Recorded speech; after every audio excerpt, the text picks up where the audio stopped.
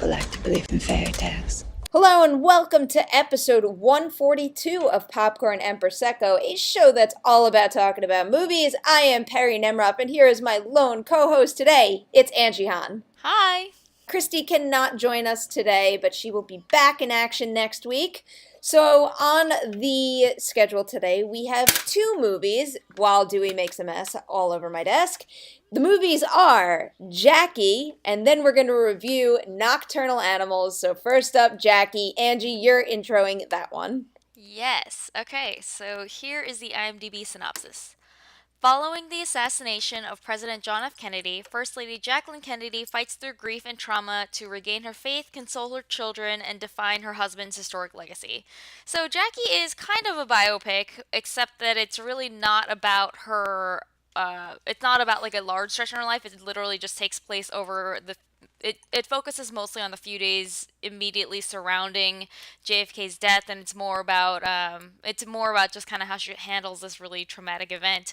Natalie Portman plays Jackie Kennedy with a Jackie Kennedy. Well, what I understand is a Jackie Kennedy accent. I can't actually honestly say that I knew what Jackie Kennedy sounded like, and I think that's a part that like it took me a little while to get into that. But once I kind of got used to her in that accent, like this is a really incredible performance by her. It's so raw. It's so like emotional. It's really this movie. I found this movie to be so interesting. I feel like I feel like you go into biopics with a certain expectation of what they're gonna be like, and you know every biopic movie I've ever seen always says like, oh, we're not your average biopic, but most of them honestly are. This one actually really does feel different. Like it's not really about the measure of her life. It's just about this moment. It has a lot to do with kind of.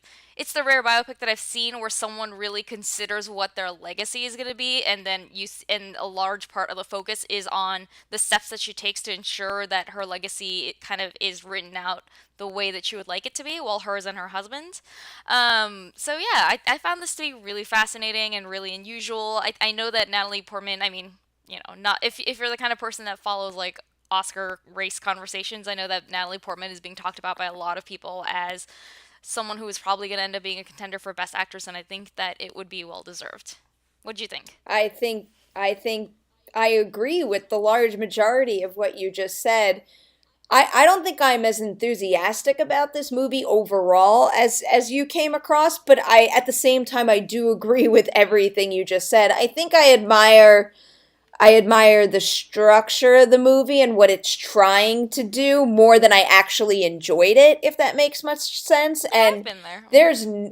there is no doubt to me that this movie would never have been as good if not for Natalie Portman. And even though this movie was not my favorite movie of the year, I think I might be rooting for her just because of how much I admire when I could see someone elevate a movie to that extent. She is so freaking good. And like you, it's like I was aware of Jackie Kennedy. I'm aware of, what she did, the legacy she left, but I don't really, we weren't around then. I don't really know the details, and I didn't know how she spoke. I also didn't know how she carried herself during that White House tour. But once I kind of fell into step with that, and especially the story structured in terms of it being nonlinear, I think in this case that was a brilliant decision to make, because for people like us who aren't really looking at it like, oh, is she doing it just like she did in the past? I think you needed that structure to understand like how she carried herself and why she ended up the way she did, and why she reacted to the assassination the way she did, and why she reacted to everything she wanted after that way. It's just everything kind of built up layer by layer, and with her performance, I really understood, even though for anyone being in that situation, maybe I personally wouldn't have made those same decisions type of thing. I still understood why she made the decision she made and why she felt what she felt, and that's a really great achievement. Yeah, I mean, you're talking about the structure, and it's like a lot of movies. I feel like they'll use structural trickery to be like, ooh, we're so clever, or like to hide twists or something. Part of it is that like you don't like. It didn't really register to me how out of order this movie is until we were talking about it just now. Mm-hmm. Like you're right. Like the movie doesn't really tell a linear story even once. Like not even it's not even like the flashbacks are in order. Like it goes back and forth Mm-hmm. and back and forth, and it really, I didn't think about it, and part of the reason why I think it works part of the reason I think it actually works is because it's not trying to trick you. You're not like waiting to find out what happens. You already fucking know what happens. I mean, you Yeah. already like this is history and like really recent history. So then it really, I think the way it's structured kind of makes it feel it's not chronological, but it has a kind of emotional logic to it. It has a kind of a rhythm to it that like really, kind of carries you through the story in an interesting way. Kind of, Mm-hmm. shows you like you start out the movie with an idea of who Jackie Kennedy is and the image that she had and the reputation that she and her husband had, and then like as the movie goes on, you just like by bouncing back and forth, bit by bit, this really complicated portrait emerges of a woman who is like I feel like Jackie Kennedy is kind of remembered as being just this like yeah, she was like very glamorous and her husband was very glamorous and people liked them, and that's kind of what, like, as someone who wasn't around during that time, that's kind of just what I knew about them.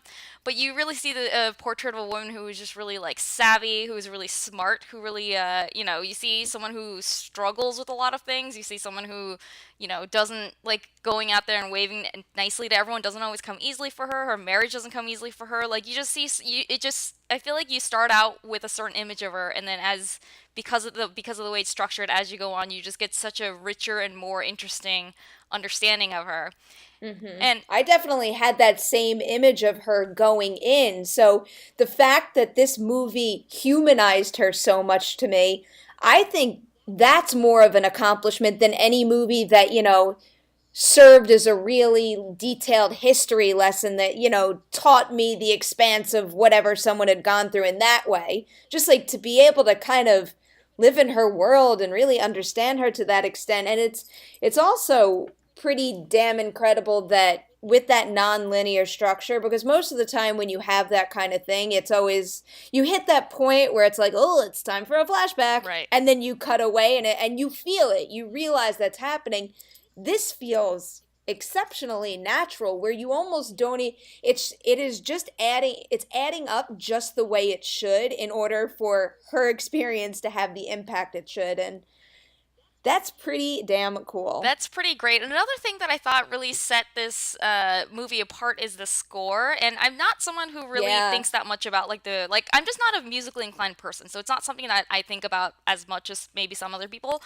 But I knew going in that it had a score by Michael Levy, who also did Under the Skin, which is one of my favorite film scores in recent memory, and like one of my and a movie that I just was stunned by. So I was very very excited to hear what she was gonna do, and it does add this like very unusual flavor to this movie that you It don't get almost from most has like biopics. a haunting quality. Yeah, exactly. Like something like that, and just, given what she's going through, and even like how she dresses, she dresses in these bright bold colors, lives in these lavish houses, yet she has so many personal issues and things she's struggling with. When you add that haunting score, it gives it almost like a, I don't want to say a horrific quality, but I don't know, it adds to the fact that I felt so sad for her through much Yeah. of the movie, Yeah, I mean, where she was trying to come out of her shell is not really what I'm trying to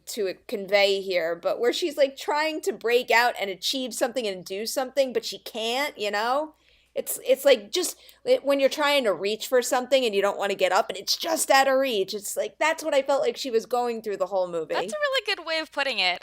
We should wrap up soonish, but before we do, I wanted to also mention Peter Sarsgaard's performance. He plays Bobby Kennedy, and he is, this is very much Jackie's story, but he has a really strong supporting role, and I thought he was really, really good. Like, I thought that, first of all, I thought the two of them had really, really good chemistry. It's clear that the characters are close, but it also really comes through in the way that the actors play their scenes together, and Mm-hmm. I thought that his role was really interesting because you kind of like you can it's one of those movies where you can almost kind of see how this entire thing is playing out from his perspective, and you also kind of see the like I feel like he does a lot with a little. Like you really see the horrible awkward situation he's in where he's kind of caught between his grieving sister-in-law.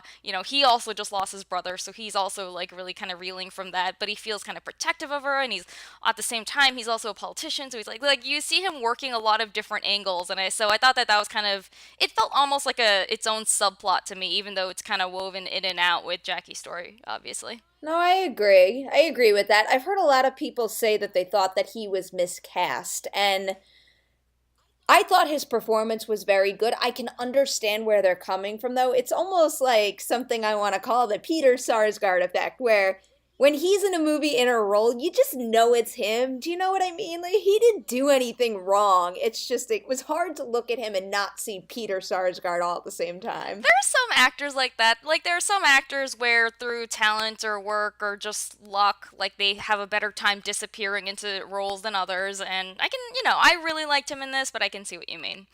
So yeah, we should wrap up. I mean, overall, Yeah. I think that this is a really good, really unusual, really exciting movie. I think it's worth watching, and I think that if you're the kind of person who cares about the awards race, you definitely have to watch it, because Natalie Portman is a name that you're going to hear again and again this winter. I right there with you. Again, I already said it's not my favorite movie of the year. I'm not going to go that far, but this is it's a very good film, and seeing her performance, I think, is kind of vital. So there you have it. That's our discussion on Jackie. Now we're moving on to Nocturnal Animals. Here's the IMDb synopsis. An art gallery owner is haunted by her ex-husband's novel, a violent thriller she interprets as a veiled threat and a symbolic revenge tale. So yeah, that's pretty accurate. The art gallery owner is played by Amy Adams, and her ex-husband is Jake Gyllenhaal. And speaking of a non-linear format, this is another one where I think it jumps between two timelines very, very well. We are with Amy Adams in, let's just call it the present, and as she reads her husband's manuscript, we jump to, think of a reenactment of sorts. You see the novel playing live in a way, with Jake Gyllenhaal playing the man at the center of that story. I would also point out that there's a third timeline, because nested into the reality part of this, where you're actually watching Amy Adams' life, you also see flashbacks of her life before it became what it is. So it's really a movie that's cutting between three different storylines. Mm-hmm. And another example, like I just said, of something that cuts between different storylines at the perfect possible time. It's, when Amy Adams is reading, and like, imagine me doing air quotes right now, when she is reading it. So when you are actually experiencing what happens in the story, so you see her start to read, something crazy happens in that story that she's reading, and it cuts back to her at the perfect time, where when your natural reaction to reading something crazy would be, oh my God, and you jerking back, you cut back to her and she's having that reaction. So something about that combination feels very natural, and it really makes the story more effective. And the same goes for those flashbacks you just mentioned. I think they're dropped in at just the right time, where you learn just enough about who she is, how she's reacting to that story, and what that story means to her beyond it just being a story that he wrote. Yeah, one of the things that's kind of, funny about this movie is that Jake Gyllenhaal actually plays two completely different characters. One of them is her ex-husband, and then one of them is the main character in the novel.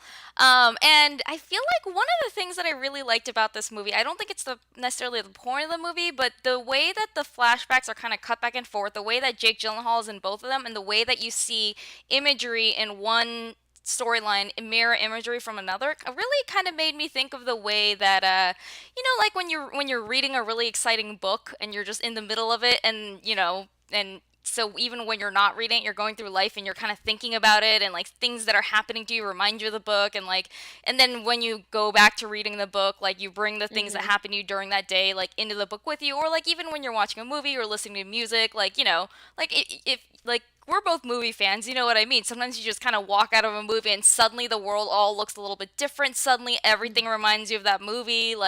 So I thought that was one thing that this film did incredibly well, is it cut back and forth. Like, you'll see kind of like, for example... I love how we both describe the experience of this movie as actually reading a book. Yeah. That... that's just like an extra little element of this that shows just how effective the storytelling is. Yeah. I mean, yeah, and he does this like in a lot of little ways. Like you do see kind of her like picking up the book and putting it down and stuff like that. But you also like one shot I remember from seeing this. I saw it a while ago actually, but there's a shot where like you see like her in a bathtub and it kind of like like switches to a shot of Yeah. him in a bathtub and they kind of like the way it's set up like they're kind of like mirroring each other. Like it's just little things like that where just like visually he really captures the way that kind of fact and fiction can blend together while you're going through your life but also experiencing a piece of fiction and how it can kind of inform your life. So I thought that that was really Yeah. interesting. Absolutely. And, this is another instance where we should probably talk about performances because there's a couple of them that are great, and they weren't the ones that I thought I was going to come away saying, oh, you should get a nomination or whatever. If Amy Adams gets a nomination this award season, it should be for Arrival, not for this. I'm not saying she's bad in this. I think she's excellent in this, but for me, the three people actually, that stole the show in this movie were Jake Gyllenhaal, Aaron Taylor Johnson, and Michael Shannon. The Yes. three of them are really, really damn good. Yeah, I mean, Amy Adams is. I was actually. This is kind of sold as being Amy Adams' movie, so I was actually surprised to see that she actually probably gets less screen time than Jake Gyllenhaal because he has two different roles and they're both pretty important. And he Hmm. does a really. Jake Gyllenhaal, I think, is someone who is one of the most exciting actors of his generation right now. He is He's so good. incredibly good, and he's Even when I don't like his movies, I always walk away being like, "Damn, he is just a really freaking talented actor." seriously, so I loved him, but the one that I was really, really shocked by was like, I knew Michael Shannon was in this, but he doesn't show up until like a little while in, and then he just brings this completely different energy to the movie and just immediately turns it into something else, like, and in a good way. Like, he's Hmm. just so indelible. Like, he's actually. I don't want to say comic relief because he's not really like it's not that he's like oh ha ha ha ha he's there to be funny like he's not goofy but he does just kind of like you're like watching this like really like dark almost like sexy but icy like Amy Adams life thing Hmm. and then you're watching this like really like dark twisted thriller and with Jake Gyllenhaal and then like Michael Shannon just comes in like breezes in he's like a Texas lawman who's kind of just like he's like the consummate like straight shooter. He's like kind of dry to the point that it is actually kind of funny when you're watching it and he's so like matter of fact and it's just yeah, like I did not expect that The I was walk movie out of this being like holy shit, Michael Shannon. the movie needed him. The movie needs a character like that because there's some material in here that's pretty damn disturbing and tough to watch. So, not that a character like Michael Shannon makes light of this situation, but he does bring just enough levity to the movie that you're kind of not wallowing in the horror and the sadness of what happens. But thinking of another movie that's fresh in my brain because I finally watched it for the first time.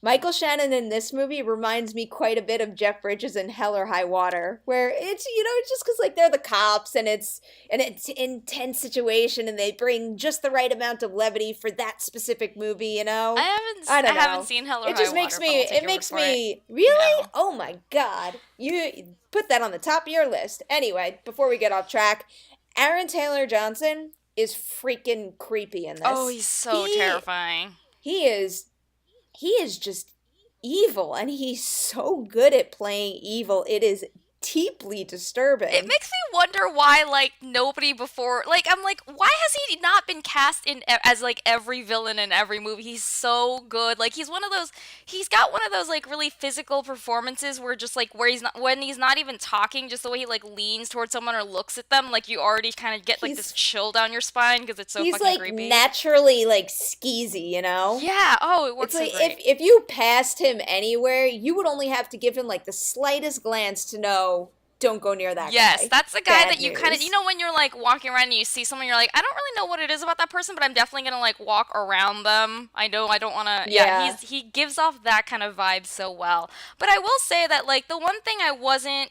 I like this movie a lot, but the one thing is that it kind of left me feeling a little like, at the end, I was like, that was fun, that was really pretty, it's really well acted.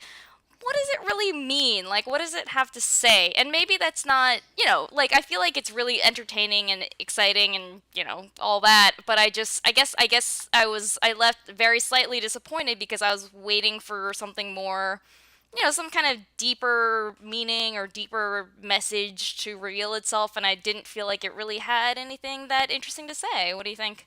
I hear Should we ya. go into No, spoilers to that talk that about is that, or? that's yeah. Briefly before we do get there, I think that is a totally viable, not viable, accurate description of how the movie leaves off. Because I can't really think of a good answer for you, you know. Mm-hmm. But where the movie left off, I'm trying to place my words without spoiling, but I found where Amy Adams is left at the end of this movie so just like I don't know how to describe it in proper like criticky terms, but it was messed up. It was just messed up, and I was so taken Really? aback by what had happened to her.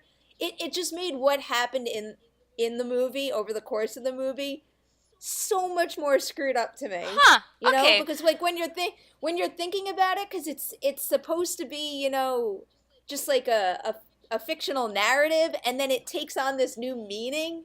I don't know. All right, let's give brief recommendations for or against Nocturnal Animals before we roll into spoilers. Would you recommend our listeners check this movie out? Yes, I wouldn't necessarily say go in expecting anything really deep, but it's really entertaining, it's really well acted, it's really well done, and it's fucking gorgeous. Yeah, I'm right there. I think this is probably one of my favorite movies of the year. It's definitely Wow. flirting with the bottom of my top 10 at the moment.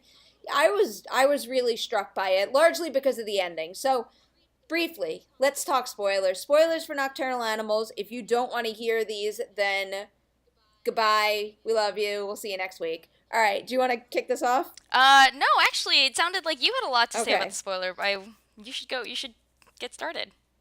So, Okay, so the stuff that happens in his manuscript is completely fucked up, disturbing, hard to watch, very sad, all of that. But when you take a step back and you realize that he wrote like a fictional narrative for her to read, and then it's like he made her wallow in all that and then left her with the hope that he was going to meet her at the end.